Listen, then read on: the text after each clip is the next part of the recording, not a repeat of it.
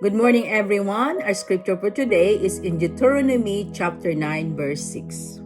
Understand then that it is not because of your righteousness that the Lord your God is giving you this good land to possess, for you are a stiff-necked people. Today's reminder is both humbling and freeing. It is not about our righteousness, but about God's grace. Sometimes we fall into the trap of thinking we have to earn God's blessing, that if we do enough, try harder, or get everything right, then we deserve His goodness. But this verse shifts our perspective. God's favor in your life is not based on your perfection, it is based on His grace.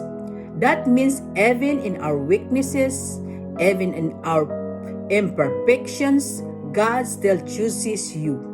He still works in our life. He still pours out His love and mercy.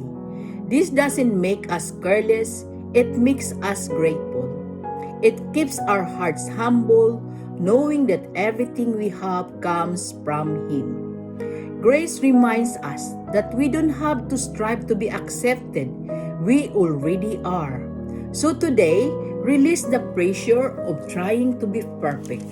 Walk in humility, but also in confidence, because God's grace is covering us, sustaining us, and leading us.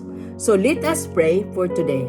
Father in heaven, thank you for your amazing grace. Thank you that your love for us is not based on our performance, but on your unchanging nature. Forgive us for the times we have relied on our own strength or tried to earn what you have already freely given. Help us to remain humble, recognizing that everything we have comes from you. At the same time, help us to walk in confidence, knowing that your grace is so patient for us. Lord, in our weaknesses, be our strength. In our shortcomings, remind us of your mercy. Teach us to depend on you daily and not on ourselves. Let our life reflect gratitude for your grace. Help us to extend that same grace to others. Thank you for loving us, choosing us, and working in our life despite our imperfections.